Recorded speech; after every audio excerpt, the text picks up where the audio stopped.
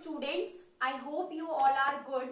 आज हम मैथ्स के क्लास 7th का एलजेब्रा टॉपिक करेंगे। ठीक है बेटा, तो एलजेब्रा चैप्टर करेंगे हम। एलजेब्रा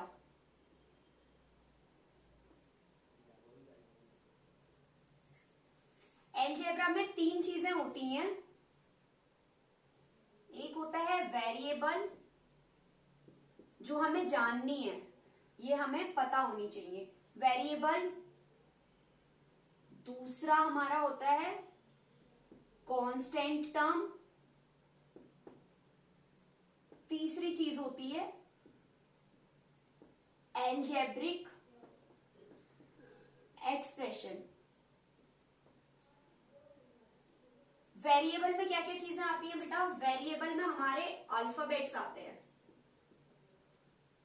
अल्फाबेट्स जिनको हम सिंबल्स भी बोल सकते हैं, जैसे कि ए, बी, सी, डी एक्सेट्रा।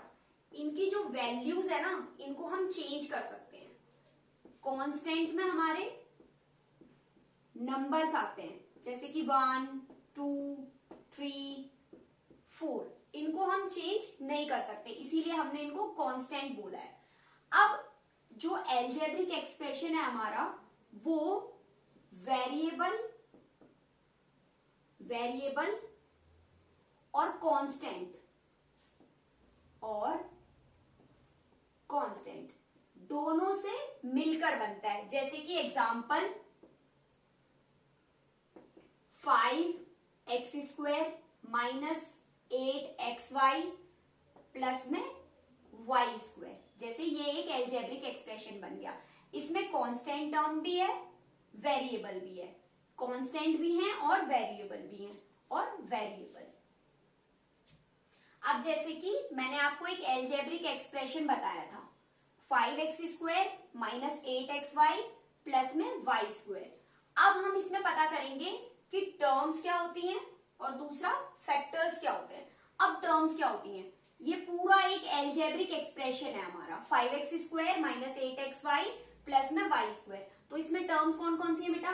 ये 5x², ये एक टर्म है, और माइनस 8xy एक टर्म है, और ये y² एक और टर्म है। ये तीन डिफरेंट हमारी टर्म्स हैं। मींस कि जो ये एलजेब्रिक एक्सप्रेशन है, ये तीन टर्म से मिलकर बना है। और इसके फैक्टर्स जानेंगे अब। इसमें कौन कौन से फैक्टर है? 5x² में 5 है, x है और एक और x है। ये तीन फैक्टर से मिलकर बना हुआ है। और इसमें इस टर्म में माइनस 8xy में माइनस 8x और y, ये माइनस 8x और y फैक्टर से मिलकर बना है। और ये y और एक और y, दो y से मिलकर बनी है ये टर्म।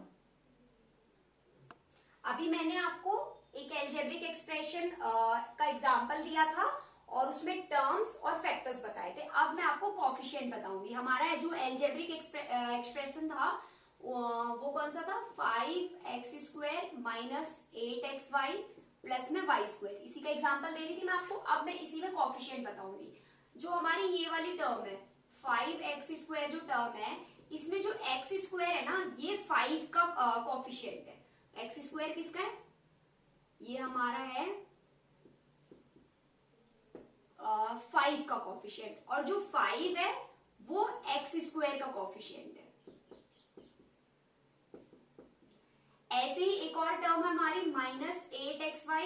इसमें जो y है वो किसका कोएफिशिएंट है? माइनस 8x का। माइनस 8x का। और जो x है वो किसका है? वो है माइनस 8y का।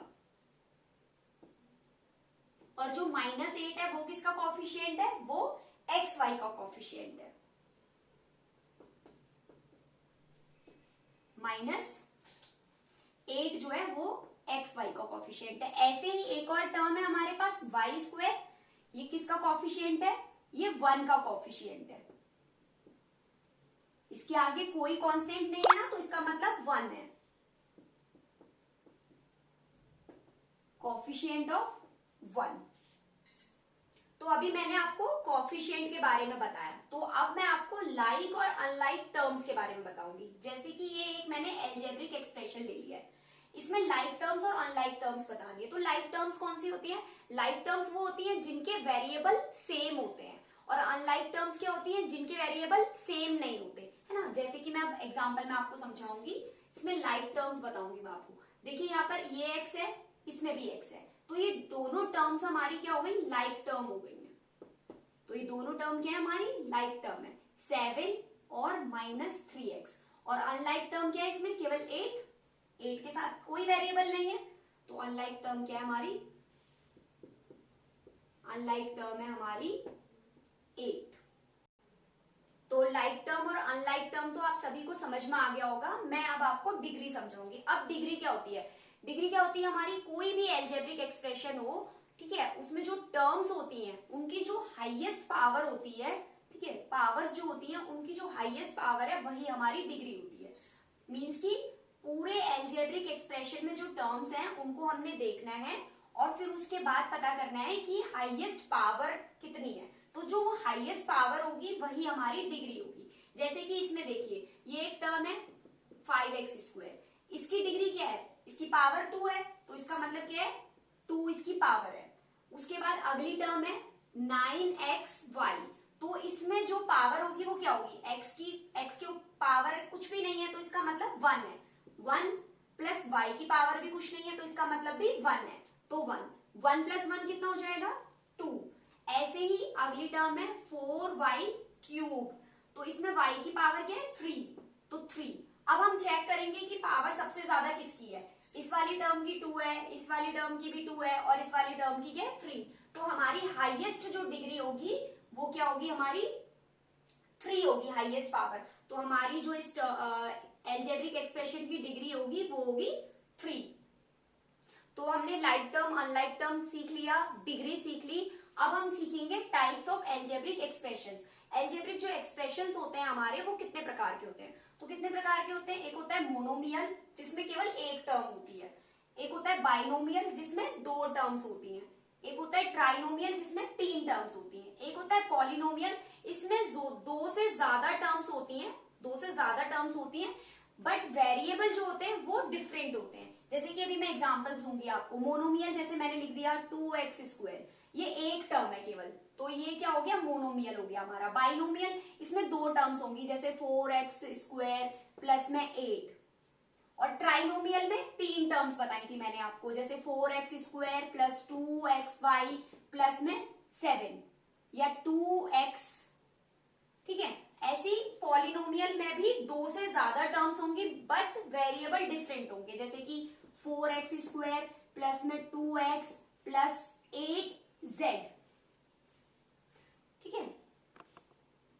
तो आप सबको टाइप्स ऑफ एल्जेब्रिक एक्सप्रेशन समझ में आ गया होगा। अब हम समझेंगे standard form of a polynomial, polynomial का स्टैंडर्ड फॉर्म। तो एक जो पॉलिनोमियल होगा उसमें 1 वेरिएबल होगा, ठीक है, उसी को हम क्या बोलेंगे? स्टैंडर्ड फॉर्म बोलेंगे। जब हम उसकी टर्म्स को डिक्रीजिंग ऑर्डर ऑफ डिग्री में लिखेंगे, उसकी जो डिग्री होंगी उस डिग्री के डिक्रीजिंग ऑर्डर में जब हम लिखेंगे, तो उस पॉलिनोमियल को हम स्टैंडर्ड फॉर्म ऑफ पॉलिनोमियल बोलेंगे, ठीक। तो जैसे कि मैंने एग्जांपल यहाँ लिखा है 30x - 2x³ - 7 प्लस 9x²। तो सबसे पहले हम इसकी डिग्री फाइंड करेंगे, फिर इसको हम डिक्रीजिंग ऑर्डर में लगाएंगे। जैसे कि यहाँ पर डिग्री, जैसे कि इसकी डिग्री है 30x, x की पावर कुछ भी नहीं है, तो इसका मतलब क्या है? 1।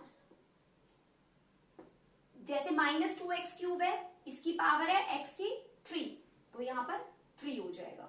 और यहाँ 7 के साथ कोई वेरिएबल नहीं है, तो इसकी जो पावर होगी वो होगी 0। और 9x² की x की पावर यहाँ 2 है, तो इसकी डिग्री क्या होगी? 2। अब हम इसको क्या करेंगे? डिक्रीजिंग ऑर्डर में लगाएंगे। तो सबसे बड़ा क्या है हमारा? 3। डिग्री को देखेंगे हम, सबसे बड़ा है 3, तो हम लिखेंगे सबसे पहले -2x³, उसके बाद है 2, उससे छोटा 2, तो उसके साथ क्या आएगा हमारा? प्लस का 9x², उसके बाद है 1, तो हमारा क्या आएगा? 30x, ये वाली टर्म आएगी, फिर 0 है, फिर आएगा -7। तो ये जो हमारा हमारा एक्सप्रेशन बना है ये क्या बन जाएगा, स्टैंडर्ड फॉर्म ऑफ पॉलिनोमियल। ये स्टैंडर्ड फॉर्म होगा पॉलिनोमियल का, उस पॉलिनोमियल का स्टैंडर्ड फॉर्म होगा। तो आपको ये स्टैंडर्ड फॉर्म ऑफ पॉलिनोमियल तो समझ में आ गया होगा। बस मुझे आज इतना ही आप लोगों को कराना था। अब हम नेक्स्ट वीडियो में मिलेंगे जिसमें मैं आपको ये जो चीजें मैंने समझाई हैं पूरे टॉपिक्स, इन टॉपिक्स से रिलेटेड एक एक्सरसाइज करवाऊंगी। तो आप उस वीडियो को देखना ना भूलें। अगर ये वीडियो आपको पसंद आए तो इस वीडियो को लाइक शेयर जरूर करें, और अगर चैनल में नए हैं तो चैनल को सब्सक्राइब जरूर करें, जिससे कि आपको सारी वीडियोस की नोटिफिकेशन जल्दी से मिल जाए। Thank you, have a nice day.